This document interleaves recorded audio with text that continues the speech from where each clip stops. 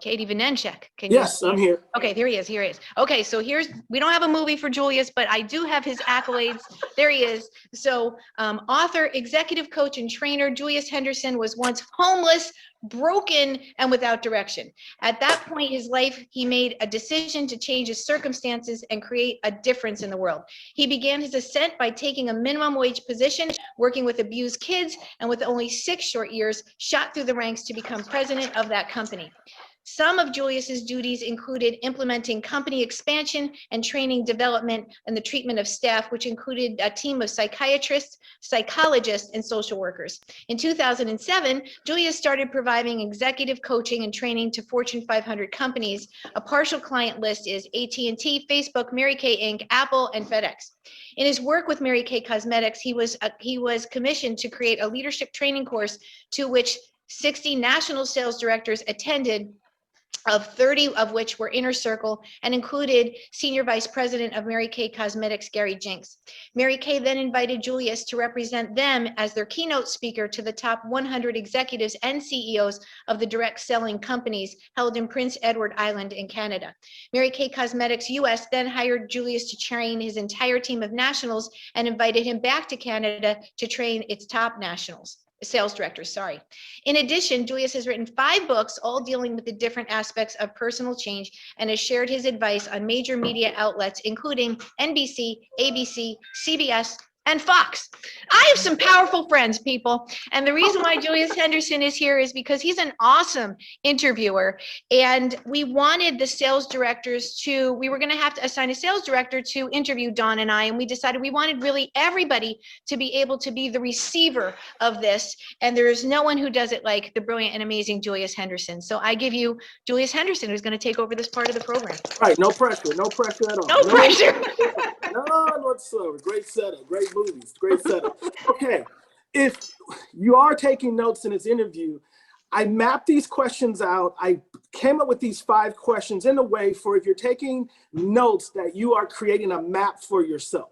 So if you're taking notes, you're creating a map for yourself. And I'm asking some questions that I feel that you would come to the conclusion if you're taking notes of how do you get to legacy? How do you get to legacy? How do you get to legacy? How do you act from a legacy perspective, and how you stay in legacy? So this is a training interview, and your nationals were not given the questions in advance. So this is raw.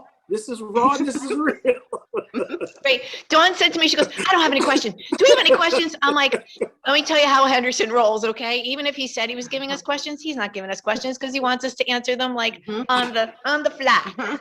Okay. Good. I like so it. the first question, it's a real breakdown because Stephen Covey always says start with the end in mind. So I wanted this question for us to really set up where everyone is, because just like the movie you just highlighted between your two lives, here's the question. Here's the question here. If you did not take advantage of this opportunity, looking at that movie that you just saw, if you didn't take advantage of the opportunity, where would your life be in these 4 areas? Emotionally, mentally, financially, and just as a family. Because we just saw this movie of wealth, of power, of leadership, of confidence. I just want to take us back to if you can look back at your beginning with who you were then.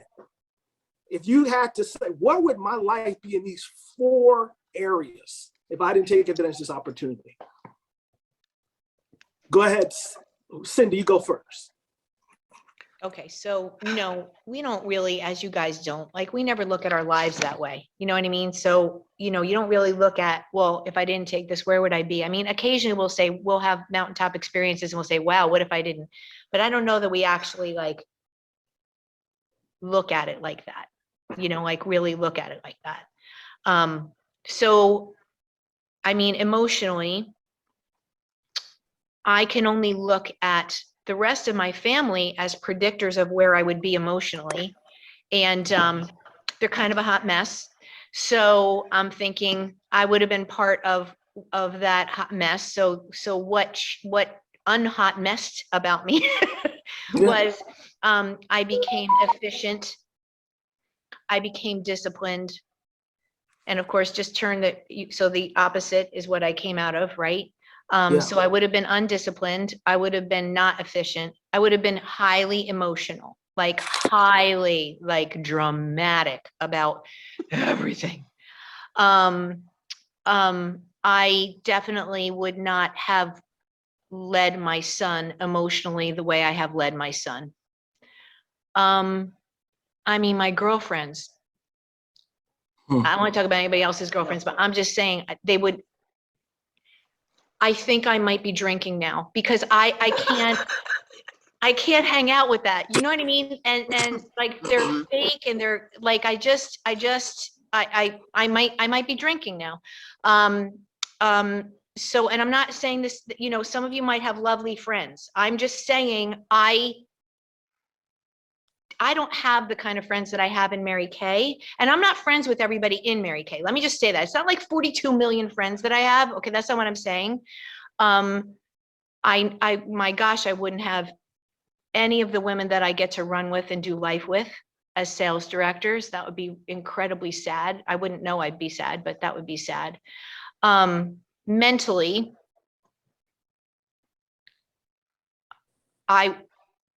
I'm a very nervous person in my nature. So I might be drinking and on medication. You know what I mean? Because I mean, with COVID, and that might have totally like sent me over the edge because I didn't have the infrastructure to deal with faith, to deal with courage. I would have been over the edge. Tommy probably would have been absolutely helicoptered. Absolutely helicoptered. He thinks he's helicoptered now, but he's not. I've built him to be successful. He thinks that's a helicopter mom, but I would have been a helicopter up his butt helicopter. I would have been like I would have used all my superpowers right there, which means he wouldn't be who he is today. I mean, financially, forget it.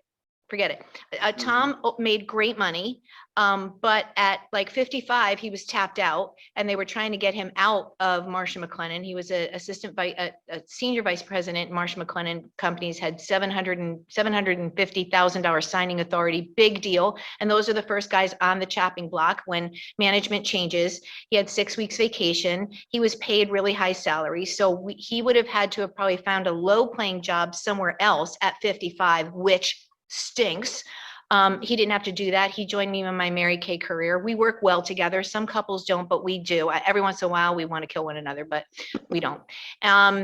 So financially, Tommy could not have gone to University of Richmond. It's a private university. It's $67,000 a year. He is, you know, smart, but not smart enough to get a scholarship of like, you know, you have to be like an Einstein to get a scholarship there.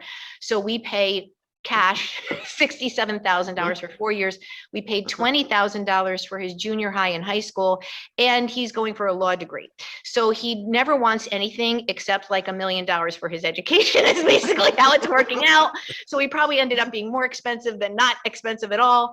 And my family, I mean, I wouldn't even have Tommy, Julius, because Mary Kay paid for my in vitro fertilizations. Wow. He gave me the mentality of being not upset while going through in vitro and looking at my life from a grateful perspective, whether I got pregnant or not. I can't even, my life would not be the same at all. There's not one part of my life that Mary Kay Cosmetics has not touched and elevated in some way because I was willing to be courageous, book some classes, and ask some people about an opportunity that I believed in. Wow. Great. Go ahead, Dawn. I actually could just sit here and cry.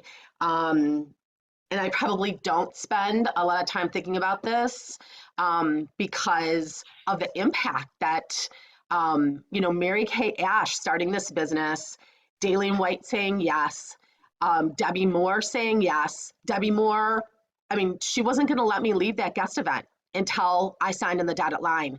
She could tell, you know, when you can tell that someone, like, I'm sitting on the edge of my seat, she knew that this caught my heart, but in my head, I was trying to figure it out. I was thinking about what my parents were going to say after they put me through 4 years at the University of Michigan. And, you know, in the mid 80s, it was not traditional to go from business school at Michigan to direct sales. Like direct sales in that era was something you did when you were raising a family, or you couldn't do anything else. That was the perception. And so I knew that this was way outside the box for my family. I could just imagine what my friends were going to say from college, and they did say exactly that, not supportive things at all. And but Debbie Moore, if she would have let me walk out of that guest event and think about it, I wouldn't be here right now. You guys, recruiting's a verb. She recruited me. Just like when I went to business school, Procter & Gamble was coming in, the banks were coming in, and they were recruiting people that met what they needed. When we see women out there that meet what we need in Mary Kay to continue this legacy on, this sharing, when the company went from recruiting to sharing is very different than recruiting. Debbie Moore recruited me. I've recruited the top people in my area. They're recruited. If I met Cyndee Gress right now and she wasn't a Mary Kay, believe me, I would be recruiting her. I wouldn't be saying, let me just share something with you and you can get back with me. It's very different. That's so passive. But I remember driving, I think my son was graduating from high school. So my son's the oldest.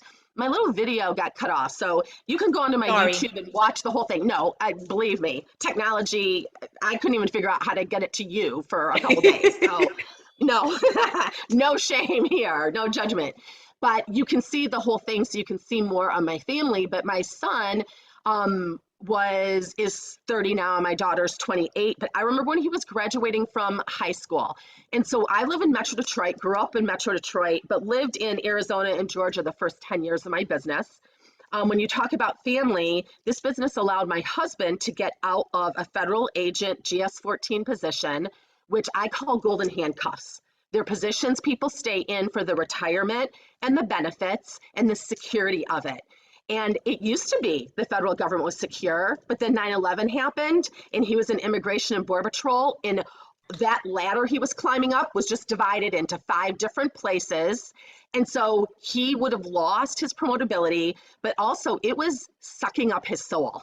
He was having to go to work and make decisions were against his values for the government bureaucracy, and that wasn't going so well. And I don't know if you live with anyone who is miserable the 50 hours a week they work, but it doesn't stay at work. It slashes over into all arenas of their life. And honestly, I think a lot of people die early because of that.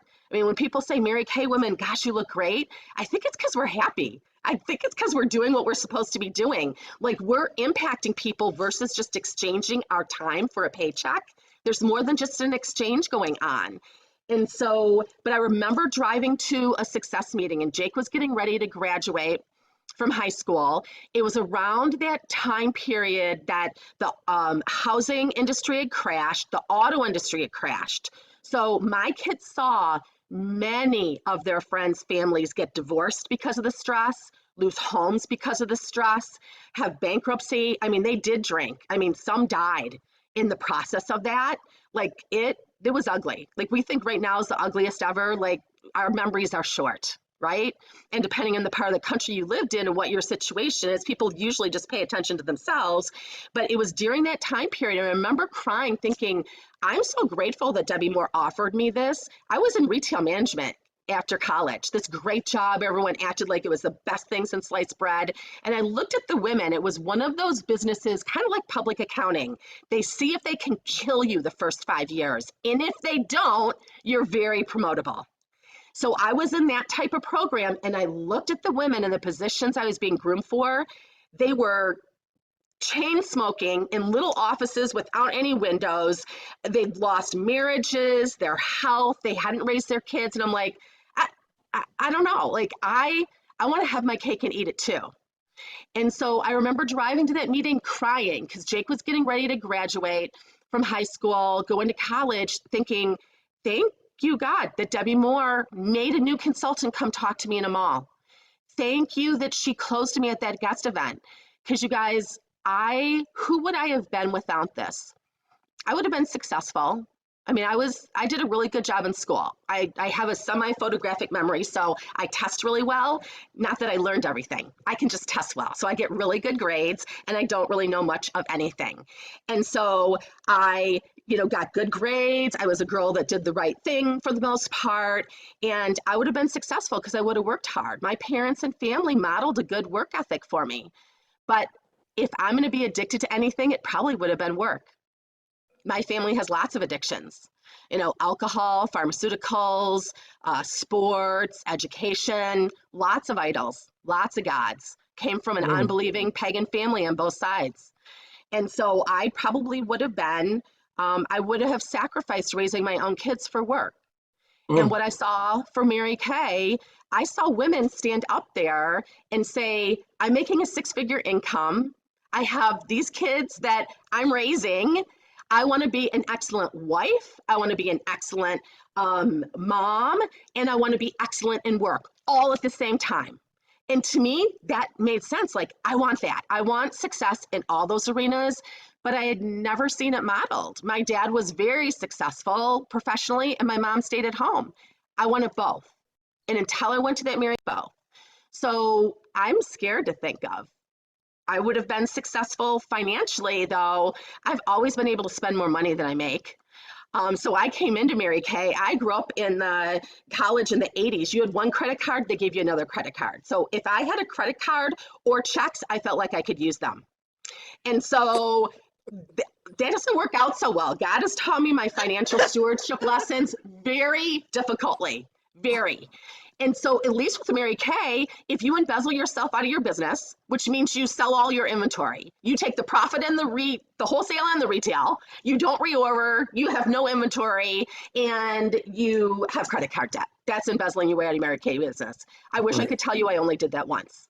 I don't know how many times I've done it, but I know every time I have done it, I've been willing to buy more inventory and go back out there and get myself out of credit card debt. I've dug myself out. Like, we could have bankruptcy on our record, and not that there aren't situations that that's a necessity. I'm not, again, placing any judgment, but mine was self-created. It was because I shopped more than I needed to. It's because me and my husband felt like we needed everything out of the gate. And so this business has taught me financial stewardship. And I know that, God's like, if you can mess up things as a $1 million director, really, as an inner circle, you're really going to mess up things. So we have some lessons that we have to walk through. So I'm so clear on my financial lessons. So I would be bringing a lot in, but I think I'd still be part of the working poor that's still living paycheck to paycheck. I meet lots of women they make way more. I mean, their families collectively make more money than I do, but they don't have anything to show for it. Emotionally and mentally, what Cyndee said, I mean, you can look at your family. And I love my family. And I was just talking about this, earlier in this program. You're going to turn out like your family and the traditions, part for the country you live in, religious traditions that you've grown up in, unless you make a choice to make a different choice. Yes. And I saw in Mary Kay, I saw women who chose how to use their time differently. I saw women for the first time that applied the word. They opened up the Bible. Like, I grew up, the Bible is in the pew at church, and you leave it there when you leave, and you better not be writing in it because it's not really yours. And, I was confirmed in 2 different denominations, and I knew, Jesus, God, Holy Spirit, knew all the Bible studies, knew all the stuff, but it was here. It wasn't a relationship. It was religion. You did it on Sunday. I grew up in Metro Detroit. You do not combine your faith with your business. That is the first time I saw Mary Kay at my first seminar, open in prayer, I'm like, what is she doing here? Like, this is a business meeting. And I remember her saying P&L is people in love, along with profit and loss. And I'm like, does she really believe that? And you guys, she did. She believed it. It's changed who I am as a business person. I would have been successful in business, but the heart wouldn't have been the same. It would have been just successful at business. I would have achieved, but it wouldn't have been by helping other people get what they want. And you guys, once you make money, like God took both my husband and I professionally really fast. I moved up in Mary Kay fast. He moved up in his profession fast. But then we both had downward years, like big downward years and disappointments, because God needed to make it clear to both of us that you're not as special as you think. And I really don't need you as much as you think I did. And so where I would have been emotionally and mentally, probably really tired, because managing the universe is a really big job. I mean, if everything is your responsibility, how your kids turn out, how your marriage turns out, your finances, what's going on in this world, you guys, the people that are holding on really tight to control right now are having a really hard time. I mean, I know that God had to take me to the point where I had to realize, you know what? I don't need self-confidence. I need God confidence. And I'm real confident that he's on his throne and he knows what's going on. And so this world, I don't care how crazy it is, I know what the end of the book says. And I know who wins. And I know who I'm following. And I know what I've been promised. And so in Friends, I don't go to reunions anymore because they're still talking about the same things that we talked about in high school. Like, really, you're still mad that she went out with your boyfriend? Now she's married. They have 5 kids. Like, They still have the same hair. What are you talking about? They still have the same hair. They still have the same hair, but they The don't look girls as do. good. The guys don't have any hair. The guys don't have any, but we look better. So it's just an embarrassment for other people. So we choose not to go. But you guys, what I've realized about myself is that I've never been a small talker. Like, I don't like small talk, talking about nothing.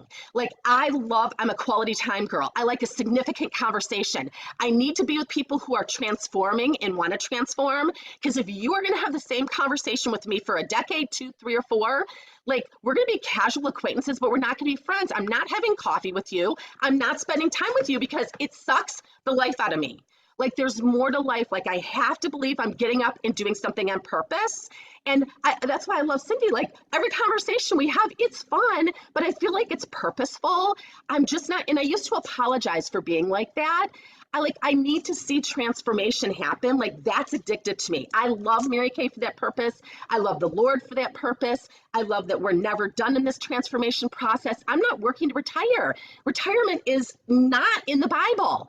It is made up by Germans to get the old people out and the young people in, and then the US took it over, and we work to retire. We all know people who didn't live to get to that point or use themselves up in the process of it. I am going to be impacting women and, building the kingdom through impacting women after Mary Kay says bye-bye. They're just going to finance me doing it with the Family Security Program. It's workplace ministry. So I'm, my kids, I'm a different mom. I'm a different wife. And I mean, if my husband was sitting in here, I'd say the same thing. We'd be divorced if it wasn't for Mary Kay. Because if we didn't know the Lord and he wasn't part of our marriage, we would not have been married for 35 years. I'm an alpha female. He's an alpha male. That causes a few issues. We both have very dysfunctional family stuff going on, generational sin, generational bondage. Like, literally, if we didn't know that God put us together purposely, we'd be a divorce statistic. And again, I'm not saying there's not reasons to get divorced, but we would have been the people that we grew apart. We just don't love each other anymore. It's just not working. We would have fallen into that, unfortunately, I think. The finances, you guys, again, I've, been transparent. I've messed up finances a lot, but I've always taken personal responsibility for it. And I do believe that once you buy a starter kit, you can't say you can't afford something. You can just say you're unwilling to work for it. And I am willing to work for it. So I was willing to work for a year. My husband and I, he can't make any more money when he's a federal agent and he's miserable and wants to get out of his job. And we have a 1 and 3-year-old that he's seeing 30 minutes a night, maybe. And when Jake had open heart surgery, he had to take vacation with no pay to have off. And Mary Kay directors were driving in to do meetings that had nothing to do with me just because that's what we do in Mary Kay. And so it allowed us to pay off all debt other than our home. So he could leave his $100,000+ a year job 25 years ago. But we jumped into a triple the house payment, me flying back to Georgia every month, our kids in $10,000 a year Montessori school, and then college debt free that I was fixing to get around to saving for, but never did. And so needed to start paying cash for that. And then after 4 years of college, my son has musical talent. Like he's an electronic music producer and never played an instrument. I mean, that's God-given because no music in our family at all. Well, yeah, the music school in LA, $50,000 for a year, because that's where you go to get connection. Because we know in Mary Kay, who you hang out with makes the biggest difference of who you're to become. Mary Kay Yes. said, who you spend the most time with and what you read. So I always like to read, but I was reading Cosmo and Danielle Steele when I came into Mary Kay. That kind of tells you where I was headed. Danielle Steele novels and Cosmopolitan magazines, which I am now embarrassed to read those things that I even see on the grocery store checkout. I'm like you can actually put that out on the front of a magazine these days? But that's who I would have become. My mom still reads Danielle Steele novels. Like I was taught how to read, how to change. Now I read cleaner, Christian fiction. I can give you some great ideas to get off of Danielle Steele. But I mean, that, friends, everything has changed and for the better. And it's for the better because I was shy and it was a self-focus. I had to realize I had to be taught how to have God confidence versus self-confidence. But my daughter has no problems with drawing boundaries. We used to joke, she'd break up with girlfriends when they'd get manipulative, like, we're not going to be friends anymore and I need those clothes back. And literally we'd drive by the house and they'd be out on the front lawn. It was like the breakup.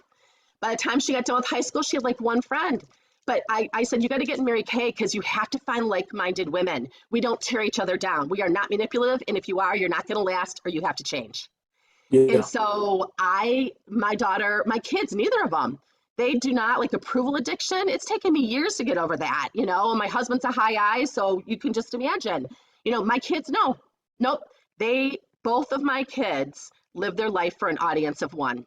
When my daughter dropped out of college to do her Mary Kay full time and has never looked back, you know what? Her grandparents, weren't too happy. And her aunt, was a professor, keeps asking her when she's going back to get her degree. And Alden says, never. I make more than any of my friends combined that have 4 or 6 year degrees. And my son, when he's an electronic music producer with a business degree, they're like, well, what's going to happen? He's like, I don't know. And people are like, well, what's going to happen with him? How do you feel about them? Like, I don't know. How do you feel about it? Because he makes more money than you do. And you've worked for 30 years. He makes more in a weekend than most people make in a year. Like, you use your gifts and talents and you're happy. That's what I want you to do. You don't need to fit into anyone's box. And I probably would have limited my kids because Absolutely. That's how I grew up, is you go to college, you get a responsible job, you retire, and then you golf and play with grandkids and go to Florida in the winter. And so Florida in the winter right now sounds pretty good when it's Michigan winter. But yeah, I could cry to think of, I'm grateful that this business intersected my life because God used it as a way to redirect and to transform, correct, and now we get to do the same things. So that's where the why is for everyone. Back to the map. Everything begins in the beginning. Everything that you're going to create from a legacy perspective always starts in the beginning. There's a whole lot of information out here when it comes to, well, what's my why? What's my why? I had a discussion among these titans the other day, and the theme of that discussion came down to one thing, which is my why was big enough. And so if you guys were digesting these answers, you were listening to, oh, this is the why in here.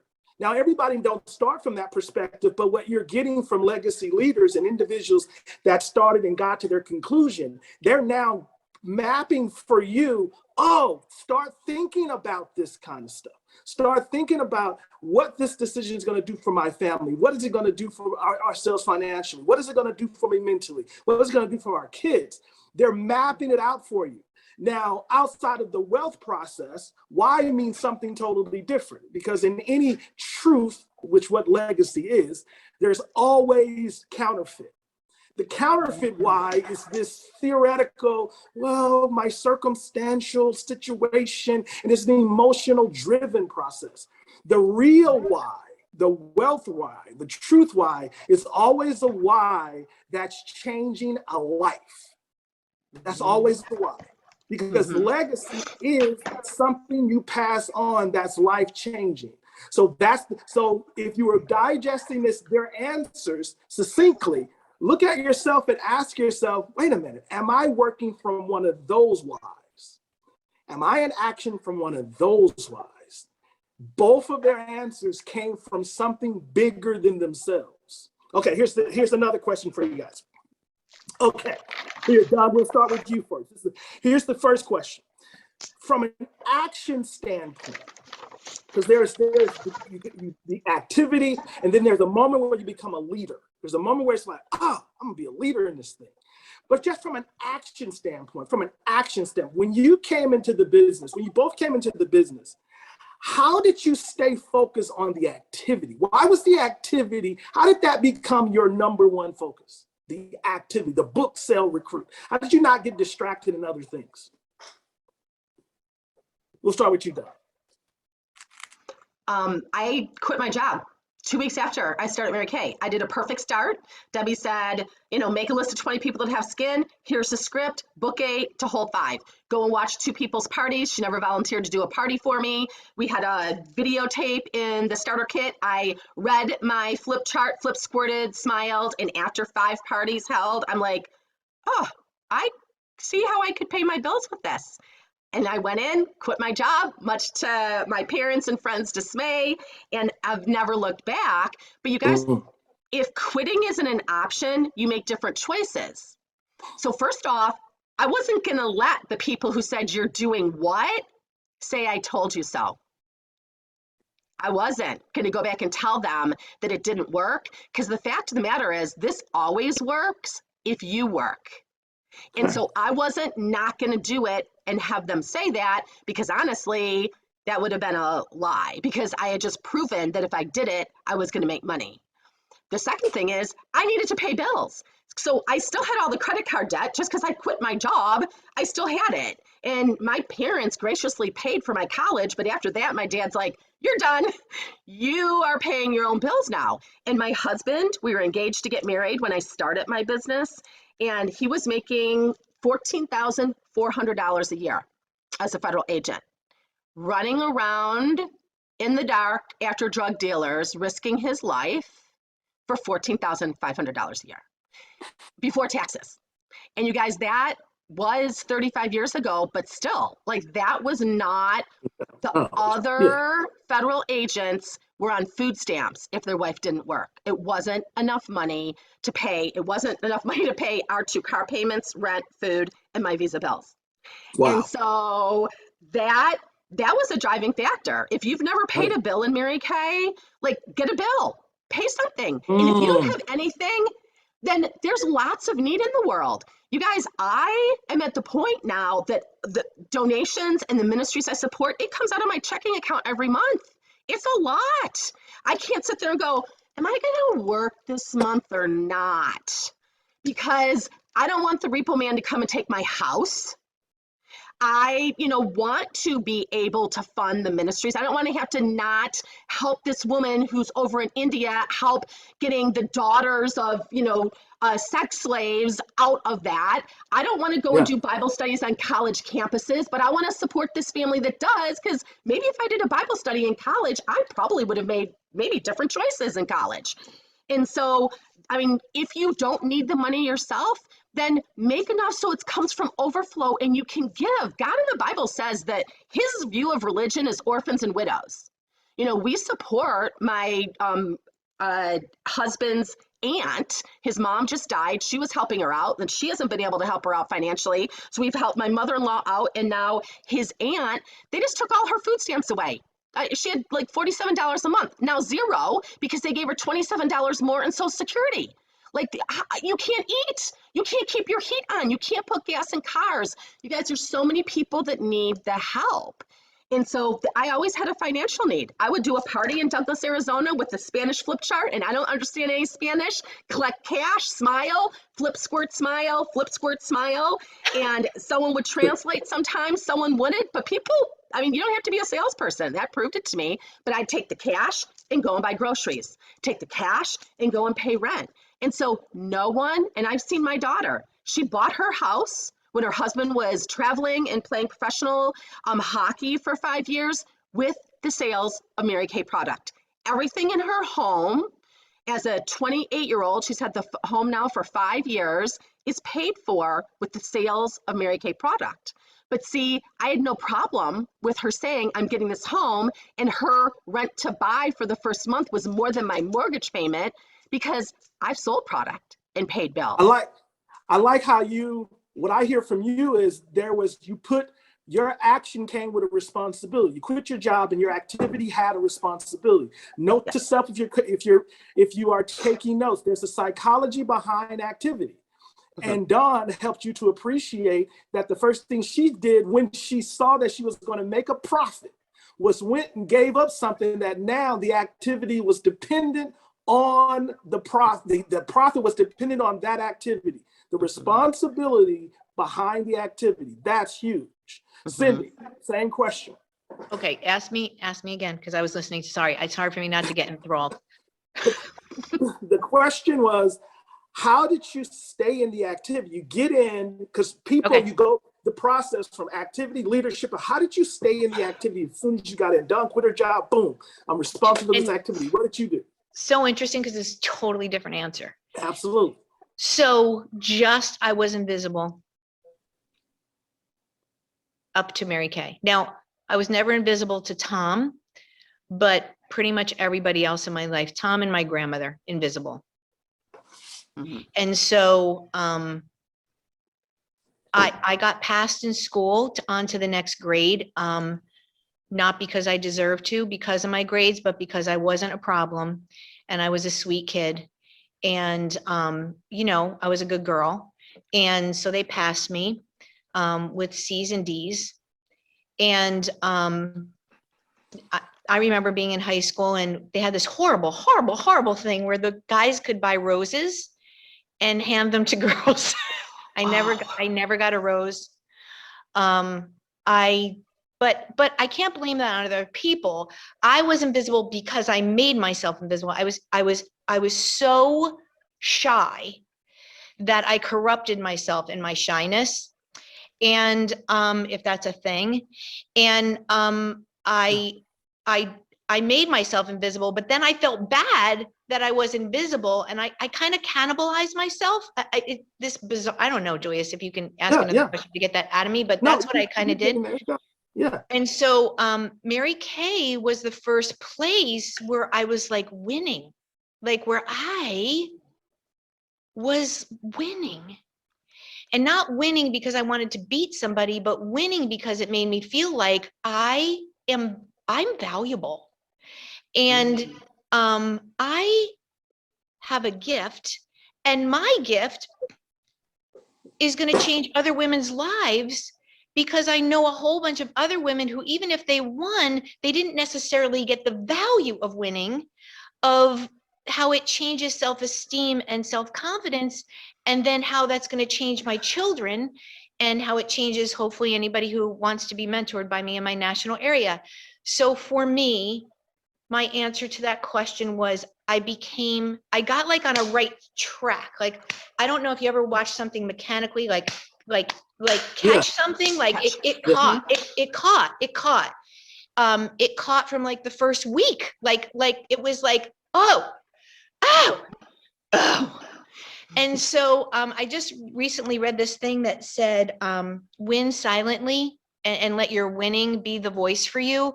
That's probably a quote that represents me like really, really well. I call myself the stealth bomber. You can ask Dawn. She's watched me do it as well. I do it with national sales directors. I'm very quiet and unassuming, except for my clothing and my earrings and my jewelry. And but my voice, I keep very quiet. And then I just let my reputation speak for itself. And there's such power in that, you guys, because I watch women kind of lead with their mouths. I watch women lead with, oh, this is what I have, and this is what I have, and this is what my husband has, this is what kind of car I have, and I have this ring, and I have this purse, and I carry Louis, and blah, blah, blah, blah, blah, blah, blah. And then there's like zero behind that hero, right? So I really wanted to be something. When Disney would come on Sunday nights and Tinkerbell would fly out of that castle, I was like, there's magic in this world. We had a conversation, Julius and I, over the holidays, and one of the things is that Tommy Gress must believe in Santa to live in my house. Sorry, it's just the way it is. And it's not, it's not necessarily about a fat guy in a red suit. It's about believing in miracles for me. It's about believing that the story ends well. It's about being a heroine in your own life. It's about not waiting for someone else to save you, but being the person who, they want to say blah, blah, blah. The prince doesn't come to save Cinderella. Well, excuse me, Cinderella friggin' worked to earn a fairy godmother, in my opinion, and got herself to the ball and somehow figured out how to make the prince dance with her. So how you end up that the prince just did everything, I don't know.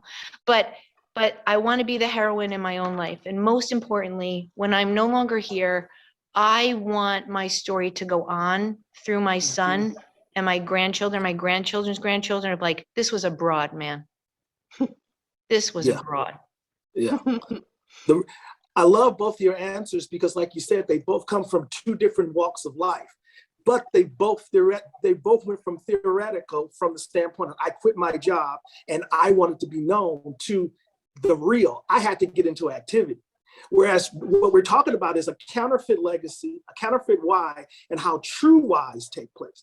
Because some people get their trophy just from the theoretical. Like in your case, Cyndee, just the theoretical, talking about being number one and just getting emotionally massaged from that perspective. But you went in on the activity. No. If I want a why and if I want this, I have to get into the action of getting it done. Same thing as relates to done. Most people complain, but they never put themselves out there in order to be responsible for the activity. Huge. If you are taking notes, this is what I got so far. But if you're taking notes out there, I got that the why is somewhere that's already in my surroundings. I don't have to pay a guru, go to a nice workshop to find a why. It's already somewhere in my surroundings. Number two, the why only stays the why if activity is connected with it. The only way you're going to not deviate is there's some activity connected to it. Okay, here's the third question. When did leadership enter the equation? Like, when did you guys you know what? I can be a leader in this game. This is legacy now. I have to pass this on. When did you become the ring bearers of, I gotta pass this on? When did that happen? Take a moment to think, Bobby, wants to. Go ahead. I'm laughing because the leadership thing happened before this, but I actually had a poster, Dawn. I don't know if you remember this. And just so you know, y'all, we literally have 5 minutes. So we can extend a little bit, but just so you know, we got to be. Okay. So, Dawn, do you remember there was this video? Mary Kay was so good at these videos, y'all. We've spoken a little bit about it, Dawn, before you came in, and then we did it again with our movies, right? About these movies, and she would do these video montages, and that tells you how long ago it was. It was videos, and she did this whole thing. It was called "Pass the Torch." Okay. And it was all these quotes from people's speeches, and there was movie, like music happening that was in a movie. It was like this epic thing, right, Dawn? She used to do that all the time. We'd be sobbing at the end, we'd be crying.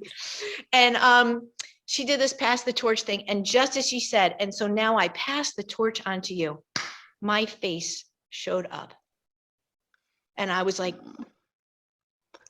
I felt that like a boulder fell on me. And I went home and I made this torch out of I colored it brown. I made this torch out of poster paper, and I took tissue paper of red and yellow, and I stuck it coming out of the torch, and I put Mary Kay's face there, and I put my face there, and I made myself believe that she meant that for me. I made myself believe that I was in charge of receiving the torch, and I worked. That wasn't just a lovely thing for me to say. I got up every day and I worked believing this whole company was on my back. I worked believing that I was the only one. Wow. Okay, go ahead, Don. Okay, so maybe my memory isn't serving me well, but Go ahead. when we talked the other day, this segment was supposed to be 2 to 3, and we backed it up to 1:30, so we'd have an hour and a half. Oh yeah, we did do that, I believe. Mm-hmm. Right. So, oh, okay. Yeah. Awesome. Yeah. Okay. You, Well, yeah, yeah. you sure did. Well, sometimes my memory isn't great, but I remember changing the schedule, and I thought that I remembered that. And so I wanted to say two things about, because this is so fun. I'm getting to know my friend even more than I did, because this is kind of a new romance with us. And so there, I always knew when I was a little kid, and I look for women who there's a giant within you. Like, you just know there's more that you're supposed to be doing on this planet than what you're doing right now. You may have stuffed it down, you've gotten rational, realistic, but you know that there's a giant within you. And this is the vehicle that I needed to let her escape, to become her, who God made me to be. And it was so refreshing to me, the first seminar I went to as a 23-year-old, and to see women, all body shapes, all personalities, all skin colors, all ages, all educational levels, all socioeconomic levels, all parts of the country, speaking different languages, they were being celebrated for becoming their best version of themselves, not a cookie cutter Mary Kay success story. And to me, that was so refreshing, because I grew up that success looks like this and it doesn't look like this. And so having that giant within, so mine wasn't Tinkerbell. I just knew there was a giant somewhere there. And then Christmas, I always say, if those who believe receive. So that's our Santa story right there. If you believe, you receive. So if you don't, then you're not getting any gifts. What was the question again? Leadership. Okay, leadership. Okay, good. No, here's what happens. We start You were asking listening. the question though. No, because we start listening to the other one, we're like, like we're not a part, we're not a part, whatever. We're taking the seminar with y'all. Okay, go ahead. Sorry. So when I came in, when Debbie Moore sat there, I thought, you guys know who Debbie Moore is unless you're brand new. Like, it makes me so sad that there's people who don't know who Debbie Moore and Kathy Halou are. But when I met Debbie Moore, I thought she was already $1 million director. I think she was a new $300,000 director, but she looked so sharp in her suit and her they must not even have been rings. If she was 300, they weren't $500,000 rings. She had a bar pin, and she just looked sharp as a tack all the time. And I remember she probably had a cord of sales rings on. She probably had a cord of sales ring. Yeah. Mm-hmm. Yeah, probably cord of sales, and then maybe a bumblebee. Right. And so, she looked way better than people I was working with in retail. Oh my gosh, so much better. I'm like, that's why I went into business. I thought it was going to look like that. I wanted her job. I said, she said, what would hold you back? And I go, if I do this, I want your job. And you guys, if someone says that in most jobs, you're not getting the job. Yes. Because you're a threat to them. Because if you have their job, they don't have a job. Yep. Yeah. And so she was like, come on, bring it on.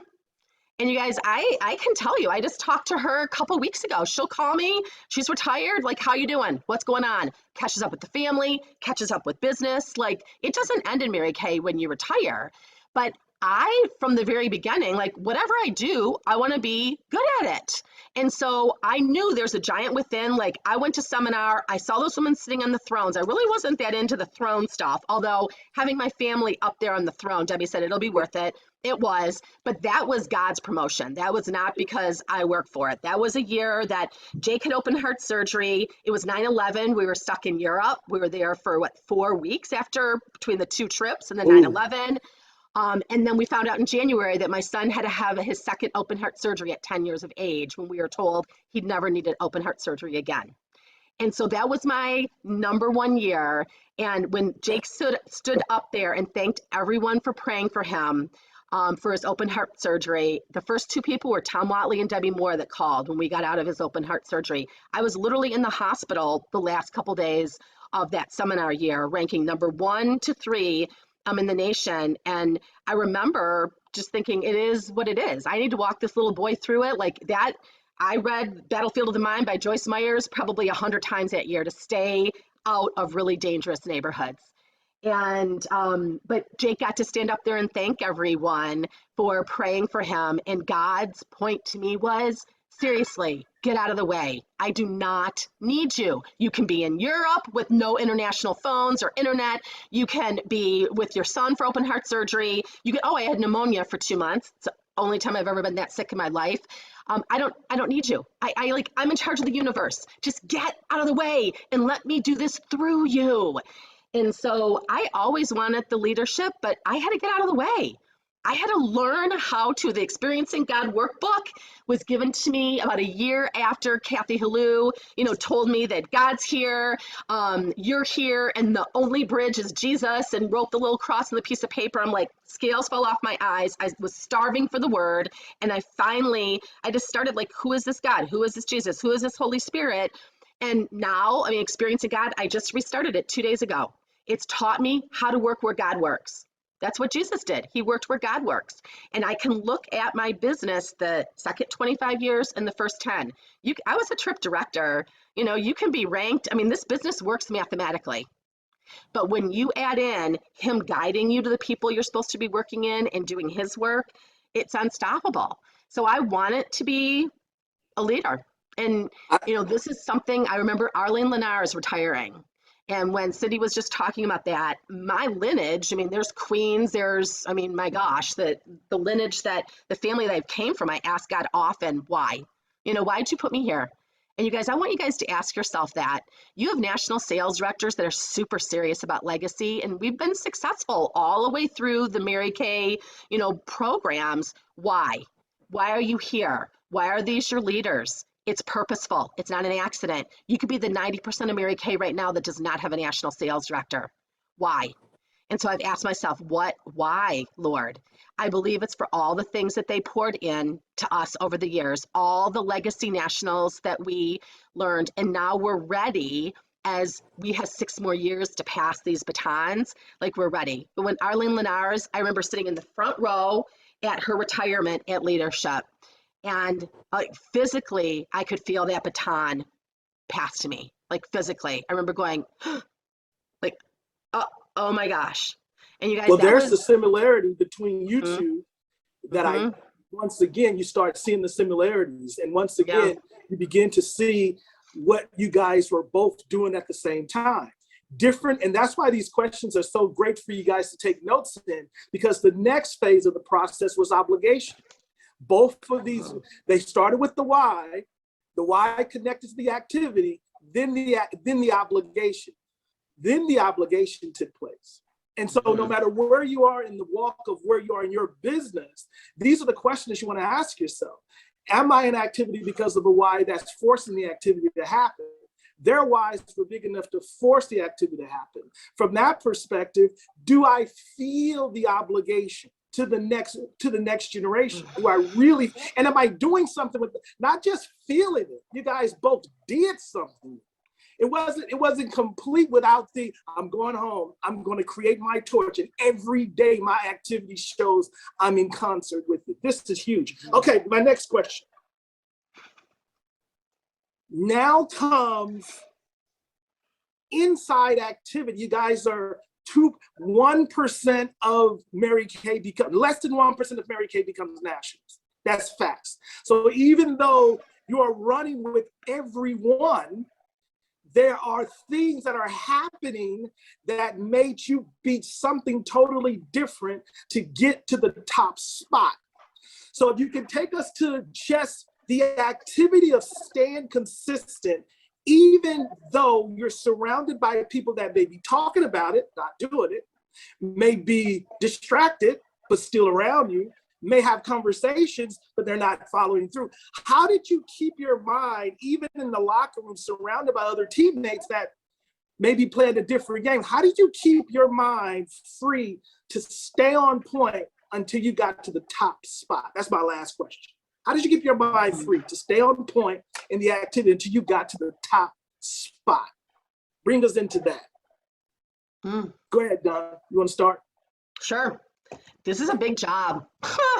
Keeping yourself focused in this age of distraction is Yes. even harder. It was hard for me to stay undistracted when I didn't have a cell phone, when we didn't have the internet, when I mean, didn't know what anyone else was doing.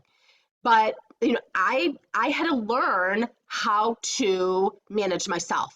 And so Data. literally, like, I knew what I needed to do activity wise. I did my 6 most important things list. I knew what the income I needed. I knew the Mary Kay prize. There was always a financial thing I was going for, something that would impact usually a family vacation. The top directors trips were huge because I loved that quality time with my husband.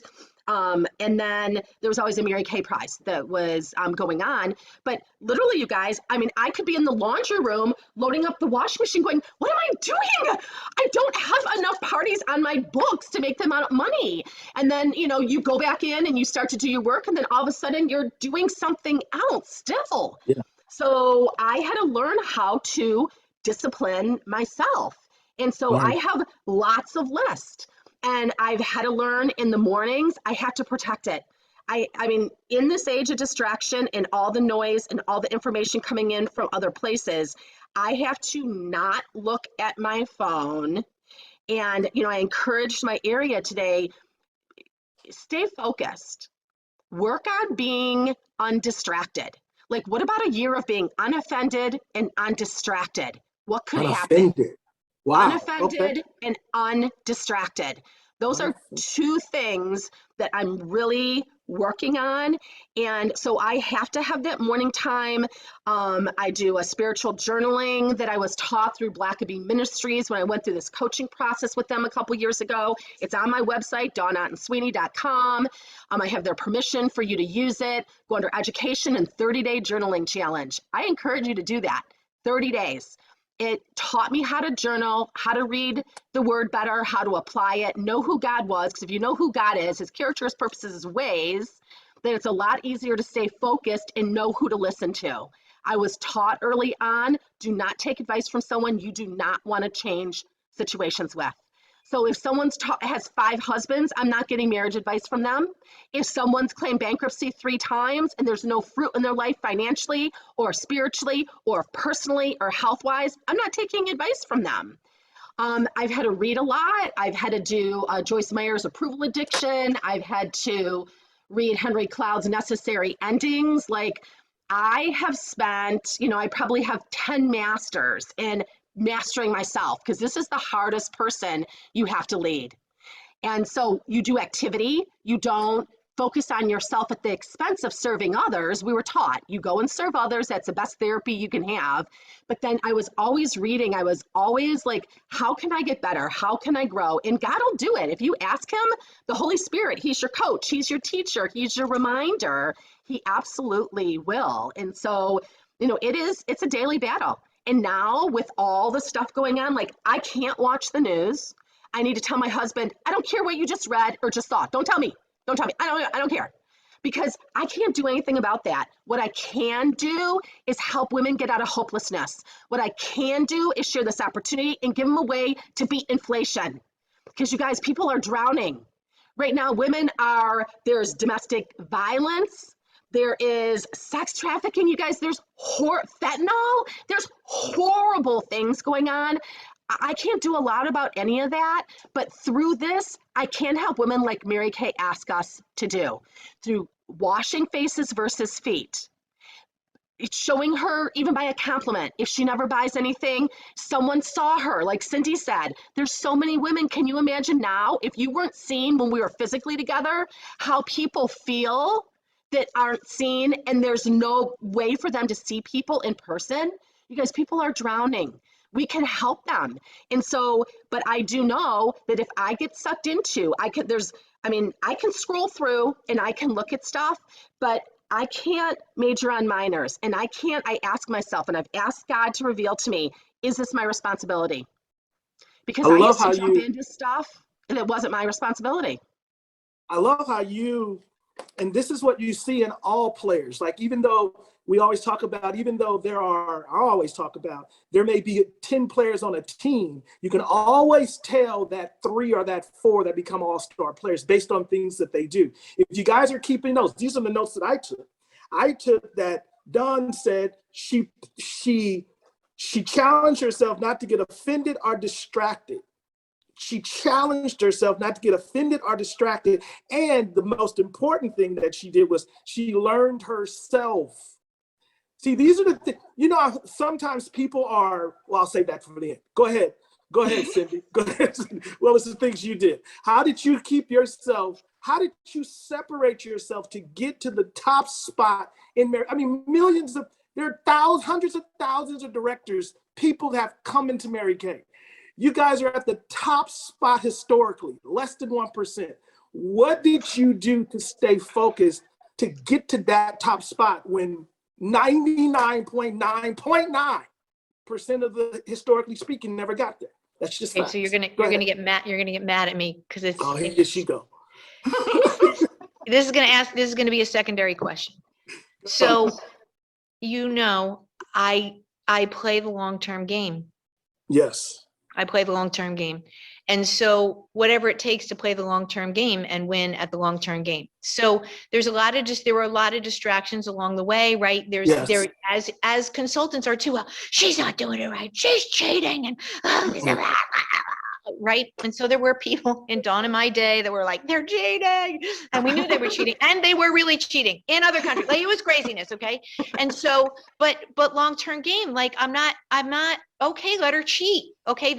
She's not going to get, and they didn't, she's not going to get the top prize. She's not going to eventually get where she wants to go. This is a clean game. It's a clean game. Anytime you cheat, you hurt yourself. Mm-hmm. So playing the long-term game, because I knew, for me, if I took God as my business partner, I can't cheat with him as a business partner. That's like a bad idea, right? Those two things don't gel. So I was just like, listen, at the end of the day, I just have to do my best. That's all that's required of me, is my best. And if I did my best, he's going to promote me wherever I'm supposed to be. And I got really high. I mean, this has surpassed my wildest dreams, y'all. I was just like, when I was a director, I was like, please just make me a national. I'll be the suckiest one you have. But if I could just be a national, that would be awesome, right? And then we get there and I'm like, if I could just get to the top, that would be awesome, right? So it was playing the long-term game and going back to those stories, those childhood stories, those fairy tale stories. The good guy always won. And I've been through a lot of battles in Mary Kay where it looks like the bad guy is winning, but the bad guy never wins. God will return to you when vindication is mine, saith the Lord. So I stood on that one for about 5 years, right? Where it was really easy and I had proof and I could have taken people down and I could have gotten in the mud. I could have thrown mud with them too, but it would have taken my energy away from what I needed to do.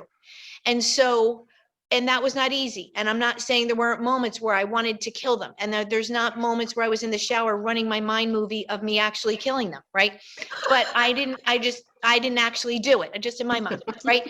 So, the thing that came up on my movie, don't block all the haters, leave one or two of them so they can report back to headquarters, okay? See, that makes me... that gives me juice, man. That gives me jam. Like, I will show you, I will rise from the ashes, right? From Tara, right? You will heal me again, but no, whatever she said at the end of that thing, at the end of the movie, Gone with the Wind. So I just, again, I believe in the heroine. And so I just know current tense, present tense, and I know past tense. And so therefore I know future tense. I just have to keep playing. And I will not give up. Right. There you go. Can I just say two things because I think it's great when we are saying opposite things, because there isn't one prototype national sales director again. No. And we don't need any of you to be Cyndee or myself. We need you to be who you're supposed to be at whatever level you're supposed to be. And let me hop in with that. Because some people want to take that on a gravy train. Once you earn the position, Okay. So some people take that like you, oh, I don't have to follow legacy. I'm just going to follow my own thing that I want to do, or I'm going to lead my own self. This is a mentorship business, y'all. This is a mentor. There's no, I'm gonna go off on my wild blue yonder on my own little horse, and that does not exist. And who we learn we are is on the other side of victory. We didn't walk up to our sales director and say, let me tell you who I am. I'm going to follow myself. I'm going to be myself. No. I just had to put that in perspective, John. This is my Jersey Okay, girlfriend. let me nip the legacy in the bud. I misspoke. The last question is what's your message to the group? That's the final question. But let me nip the legacy for in the interview. This is what I heard, and you guys have to really, you who are listening really need to digest this. What I got, both nationals were coach ready. They did the things in their personal life to make them coach ready. Most people who find themselves not coachable are not coachable because they're rebels. They're not coachable because they're not coach ready. What you heard in what I heard in all of your answers were the things away from Mary Kay you did that allowed you to come in Mary Kay and be coachable. The why was, oh, I know my why. I'm clear. I got to do this for my family. That's not in there. That's what you did personally.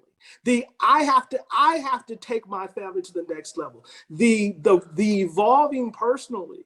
All of those elements that you guys did in your own personal life, like an athlete, after the season is up, they're in the gym getting healthy.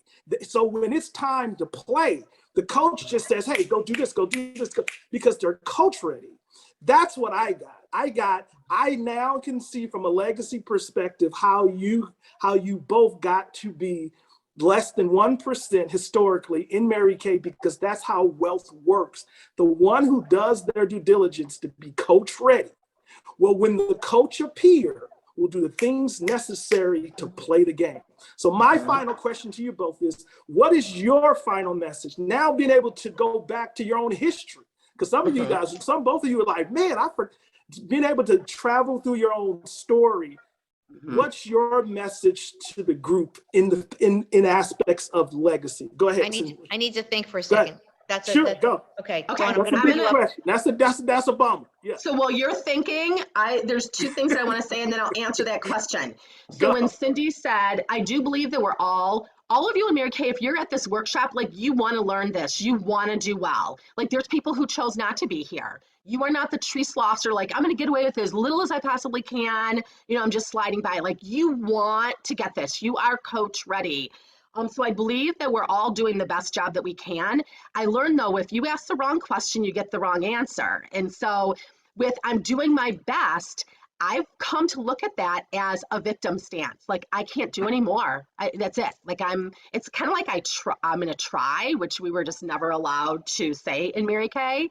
And so I learned this. My husband played football at Michigan, so I've watched more sports, but I've learned a lot from sports, even though this was girls softball. It was so boring. It was in June. I needed a break. You really need a break if you're watching girls softball finals. And I think it was a Louisville team was losing, and they interviewed the coach and said, oh my gosh, like you guys lost 2 straight games. You were supposed to take the national title. You're losing to Michigan. Like, what did you tell your pitcher in the locker room to get the turnaround for this 3rd game? And the coach said, I brought her in and said, what's going on here? Like, you just pitched 2 losing games. And the girl said, I'm doing my best, coach. And the coach said, your best isn't good enough. What do you need to change? Yeah. Your team's counting on you. Your scholarship's counting on you. Alumni is counting on you. Your teammates are counting on you. Your best isn't good enough. What do you need to change? And I remember time just stood still. It was June. I wanted to get on the phone and say that to all my directors. But I've learned the hard way that when you point a finger out, there's 3 coming back at you. And God's like, no, you digest this. You digest it before you start training on it. And so for 6 months, I was asking myself, if my best isn't good enough, what do I need to do? If my best isn't good enough. And you guys, it's a different feeling. When you say I'm doing my best, it's just like you're closed off. It's just like, it really is a victim stance. But when you say, if my best isn't good enough, it's like you're an open funnel. It's like God's like saying, okay, she's ready. She'll take an idea. You've heard something today that if you came into this, if you're like, I'm doing my best, that doesn't work. I don't know. You're kind of a closed vessel. You're not coachable. But if my best is not good enough, what do I have to change? He's going to give you the answer. Also, too, Cyndee was saying, my journey has not been waiting to like figure out that I'm worthy or I want this. You guys, from day one, I saw myself at the top of this company. It has been a torturous process over the last 17 years as a national sales director. This journey has taken me so long. Like, I know where there is. My challenge has been believing that is still true, even when there's not evidence in ranking or in the natural. That has been my challenge. I didn't have any problem seeing it, where I'm supposed to go and what I'm called to. But God knew that there was a lot more work to do than I knew. And now I appreciate his timing, but that's where people bail out, is the in-between. I'm Absolutely. so grateful that I didn't bail out. That's right. Absolutely. Don't give up. Go ahead. Final question to you, Cyndee. Message of legacy. Ask me the question again. What's your final words just in the story of legacy? Because what we both were able to digest from revisiting your stories from the beginning was how you got into legacy. How did you get into truth? Because that's what legacy. How did you get into this truth that changed lives? And with that said, what is your final message regarding that to the team of this interview? So here's what Mary Kay would want you to know. They put up a very fluffy Mary Kay now. And she was that. She was that. But she took no prisoners. And all this stuff that's out there, she would have hammered that right the heck out of us in about 2.5 seconds. This, I am enough. Blah, blah, blah, and, blah, the non-authenticity stuff. Mm-hmm. And so what she would want you to know right now is you're enough for where you are right now, but you are not enough. Mm-hmm. And you have ways to go. And the only way that you are going to make those ways happen, the only way that you're going to take those talents, which were her favorite Bible verses, right? Of when she said, she gave one X of talents and another guy buried it and all that other stuff. Yeah. She used to write that on dollar bills. And interestingly, Dawn and I both have a dollar bill. I think it was in her movie, our dollar bills with that Bible verse on it, that she expected us to be investing and was unapologetic about it. She was unapologetic about people being star consultants in Gress National Area. That's where we're going now. Unapologetic. You are a star consultant. She'd unapologetic about recruiting people because you were supposed to help the people. Unapologetic about, sorry, I'm going to use a very strong word, and I say this with love in my heart, laziness, excuses. Wouldn't hear excuses. I mean, God first, family second, career third. She used to make fun of the people all the time at seminars. Remember this, Dawn? She would be like, and Mary Kay is third. Like, it's on the list. It's not 9, 10, 11, or 12. It's not baseball games. It's not, she used to say stuff. She would probably be, what do you call that? She'd be canceled today. Canceled. Oh, she would, canceled. Mary Kay actually be canceled. She would. So you're going to have to now, because the world canceled, we try to sort of tell you the truth as much as we can and just try to give it to you in doses that hopefully you can take, even, and it feels like a gut punch, but that's not even a gut punch compared to how Mary Kay used to punch us out. She would punch us out. She would punch us out, but we took it and we wanted to take it. We were like, Mary Kay, give us more. Tell me how to, because it's the real way to not only change your life, but someone else's. It's the real way. All this stuff, you guys, that's out there. I pray for y'all every day. and Sweeney area, I pray for you too. Dawn's picture and her family is on my bathroom vanity. I pray for y'all. When I say pray for y'all every day, when I pray, I pray. Okay, maybe not every day I pray, but I pray. When I pray for y'all. So it is almost every day. Okay, so here's the scoop. You have got to stop listening to the narrative that's out there. That has to end. So if that means you can't be on social media, then get off. Stop posting pictures of how great your life is. You are not going to recruit anybody that way. You're going to recruit people by putting this product on their face and showing them when they see your life, when they get to know you as a person, okay? Because all that stuff is fake as crap. That's why they call it fake book. It is fake. Don't believe it. If you can and you have this strong emotional fortitude to get on it and look at it for a minute, fine, but get off of it and stop. Don't get off of it and believe it. Spend that time booking and holding and sharing this opportunity, and promise yourself when you're retiring, you can Facebook your way all the way into the grave if you want to. You will have time for that. There'll be a new thing. It won't be called that, but you'll have time. For right now, in this very precious time, I said to my national area during COVID, where you have the world captured. You guys, you have the world captured. When Dawn and I built our businesses, the world was not captured for us. There were people who were happy in their jobs, pretend. There were things happening that made people feel like they didn't have to pay attention. People have been brought to their knees. They have to pay attention. They are suffering. They are depressed. They are upset. They found out in COVID. Okay, here we go. They didn't like their children. They had to be with them and they had to teach them. And they found out how their teachers have to deal with their children who weren't necessarily taught manners. They found out what their parenting thing actually looked like 24/7. And I wanted to kill my kid. Let us not misunderstand, okay?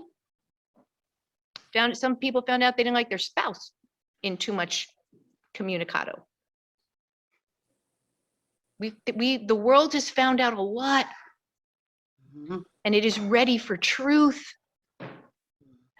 And you might have said, I signed my agreement. What is going on? What is happening here? We all signed our agreement on a whim. It's okay.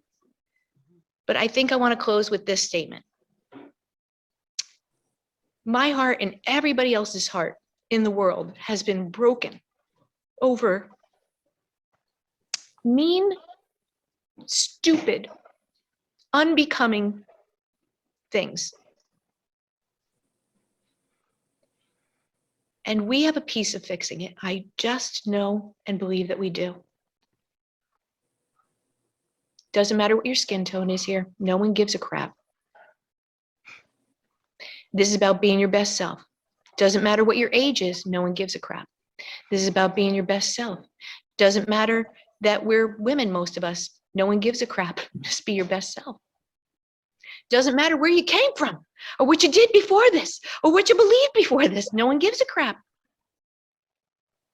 Welcome to the success game. Whether you meant to enter it or not. Let's really fix the world. We can. You guys, we can fix the world. And what if we did? And what if we did? That's how I think we should end, Julius Henderson.